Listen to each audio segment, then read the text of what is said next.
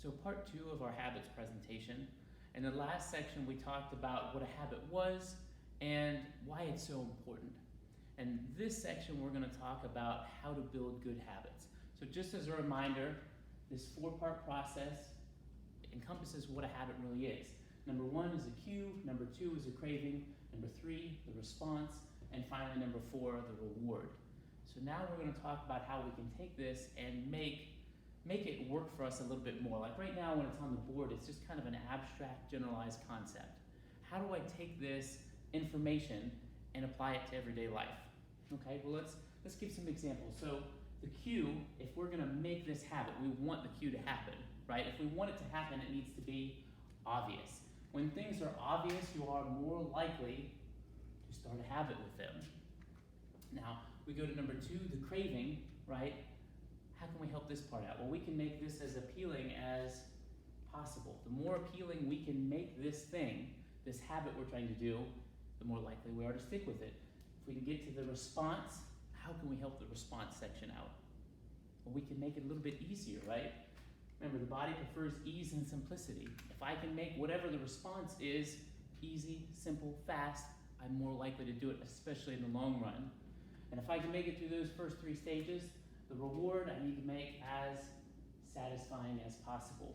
The more satisfying I can make it, the more likely it is to become a cue and then a habit. So let's give an even more specific example of something that you could use this for. Let's say I want to change something in my diet. Now this can be used for anything, any habit. Just want to give an example of something with a diet because that's one of the more common ones that I hear.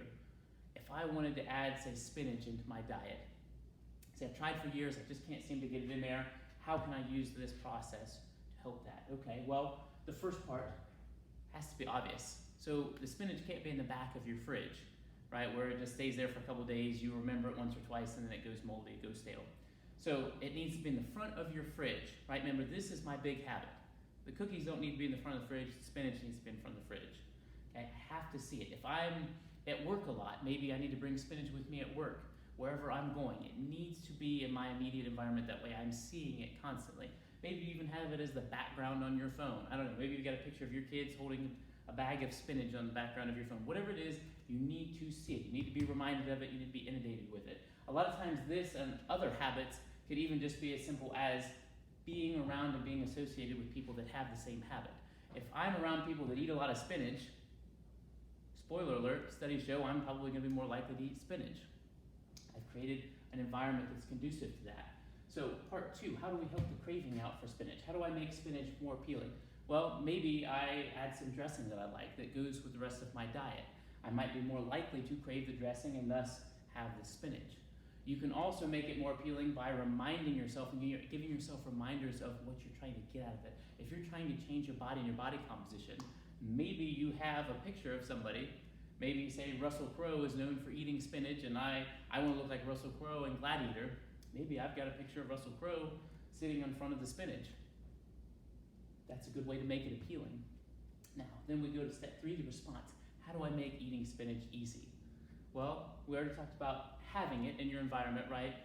Making sure that you not only have it, but you have it everywhere that you're going to be. And also that it's already portioned out as a big one. Sometimes that's kind of the breakdown for most people. They buy it, but you're a little bit hesitant to use it because you know, okay, well I have to portion out 4 leaves, then I have to do this. If it's already portioned out, sometimes that's what gets you to do it. So on Sunday, if I not only go to the store ahead of time, buy how much I need, but just quickly portion it out, I'm a lot more likely, when I already did that work, to follow through with my habit because it's easy, it's simple. I grab a bag of spinach out, I already know it's what it needs to be. It's already portioned out. Good. Number 4, how do we make it as satisfying as possible? This one I always like to mention, giving yourself some kind of a visual presentation, a representation of how well you're doing. Studies show that humans do very well when they can see their process visually. So maybe you have just a checklist, Monday through Saturday, whatever it is, I check off every single day that I did it. And then maybe at the end of that process, maybe you have some kind of reward. Now I do like to preface this too. Generally, when you have the reward part, you have to make it somewhat immediate. Having a reward at the end of the week is great. Having one that day is even better. Maybe you reward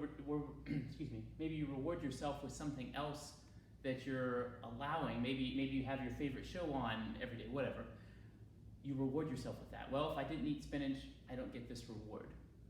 Well, then you're a lot more likely to be satisfied with it and want to start the process over again. So rewarding yourself is a big part of that. So that is how you make a good habit. Next time we're going to talk about how you take apart and get rid of a bad habit.